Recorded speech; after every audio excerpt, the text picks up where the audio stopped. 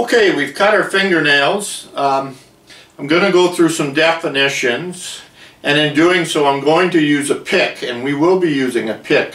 Picks are all about control of the strings.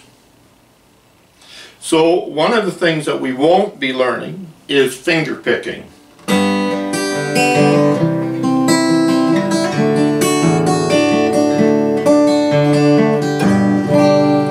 We won't be learning cross picking.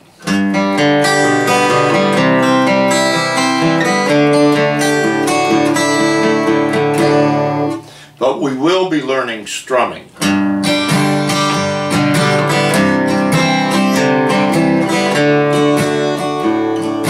Or halftime strum.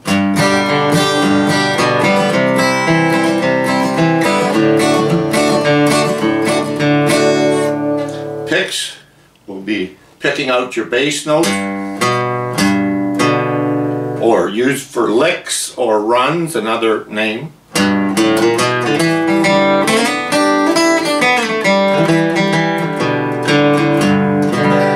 Those runs will not be included in these lessons, maybe some very basic ones.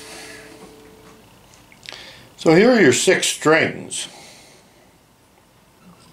These are called frets: 1st fret, 2nd fret, 3rd fret, 4th fret, 5th fret. Going this way, it's going up the neck. This is a nut. This is your headstock. From the thinnest string to the thickest string is 1, 2, 3, 4, 5, 6. Remembering their names is important also. First string again, the thinnest, would be E.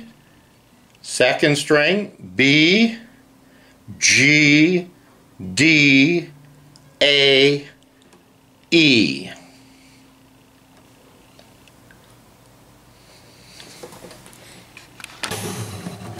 Okay, here's how we're going to use our picky. If you make a fist, put your thumb in there a bit. And put your pick on top. Put your thumb like that. You can strum down.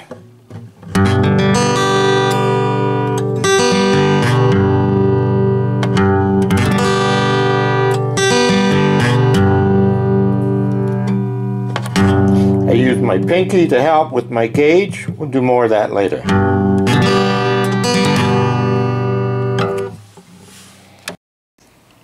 And for your definition of your left hand fingers: pinky, ring, middle, pointer.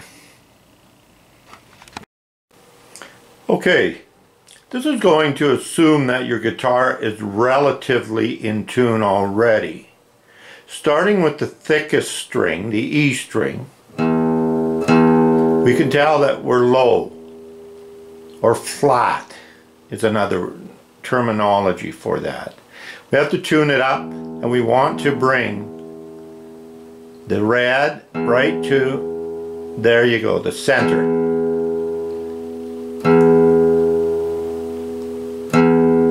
So we take the A string, the 5th string,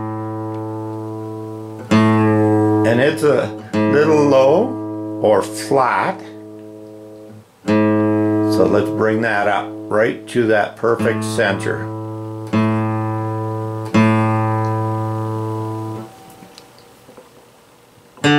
Now the 4th string, the D string, is a little high to the right. That's terminology sharp. High is sharp, low is flat. But an interesting thing happens here. When we retune this, we just don't turn the tuner down so it comes to the middle. The reason for this is we take it lower yet and bring it up. Now it's flat, we bring it right up. The reason we've done that is mechanically, sometimes the strings don't loosen off all the way and they get hung up sometimes in the nut, and what happens is the second that you start playing, it'll slip and slacken off a little bit and become flat. Now let me re-explain that one more time. If we are tuning any string, we tune it from the flat, bringing it up to our optimum tuning level.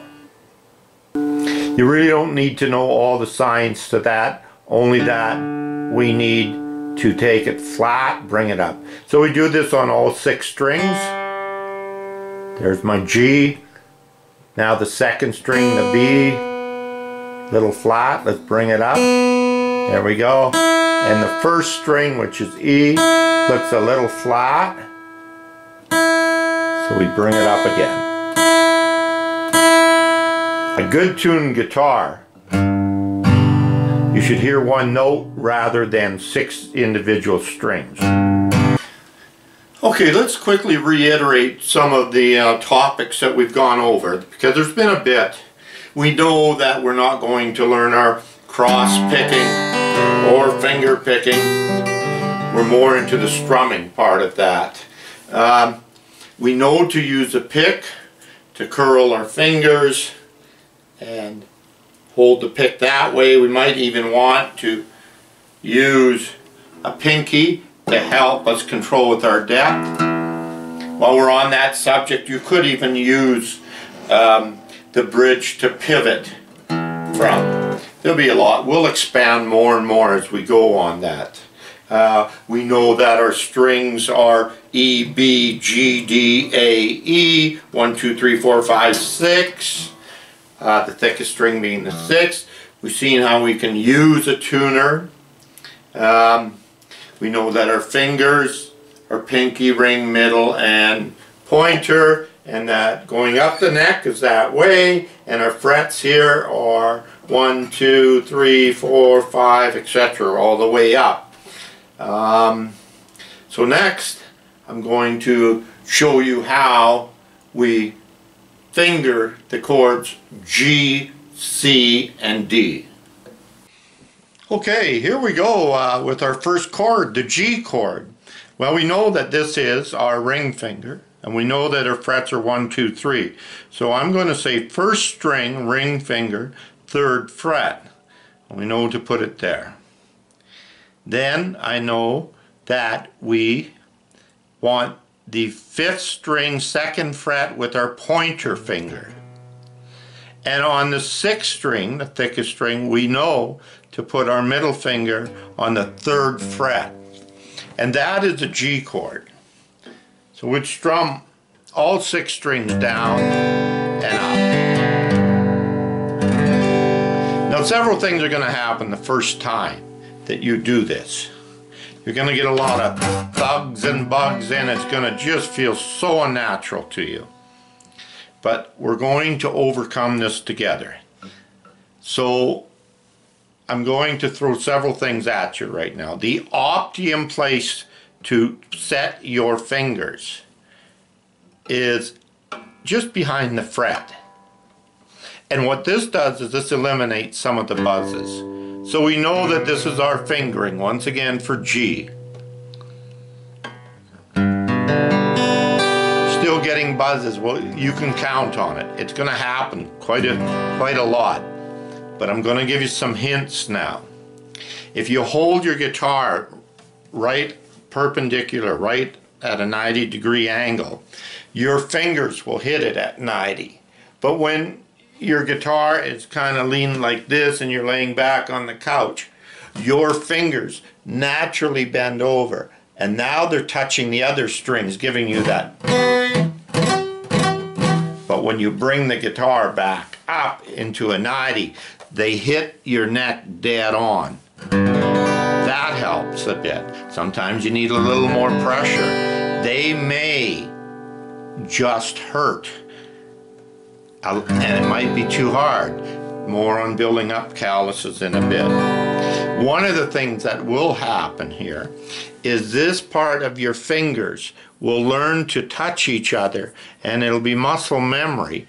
You can take those things off, and they'll fit right back on there because they've learned that that's how they touch each other and always become that shape. Muscle memory. Now, while we're on the beginning of practicing our first chord, the G chord, strumming up and down, trying to try out every string, and where you've got a buzz, trying to figure out how to alleviate the buzz. Move a finger, reposition a finger over so it's not touching another string. While you're watching TV at night, just hold that particular chord. You don't have to strum it up and down. Other people might be watching TV, but you can hold it. And I'll tell you a little secret.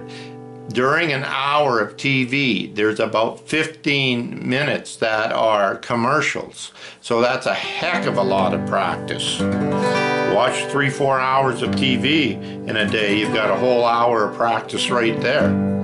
You can almost play a song for every bank of commercials that come up. So your G, once again, is ring finger, first string, 3rd fret, 1, 2, 3. 5th string, pointer finger, 2nd fret. 6th string, middle finger, 3rd fret. All 6 strings.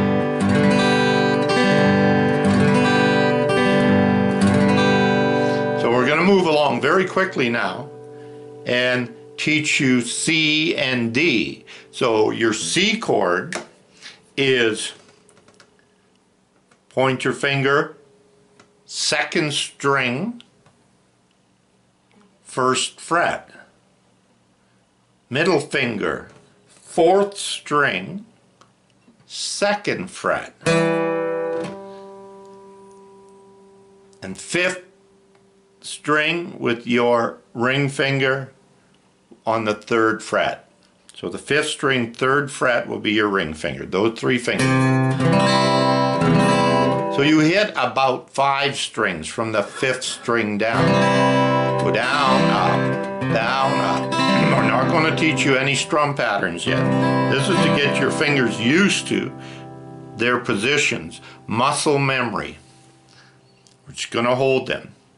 So let's not worry about your fingers hurting or calluses. That's something, a whole nother topic. So that's C. We'll do it again.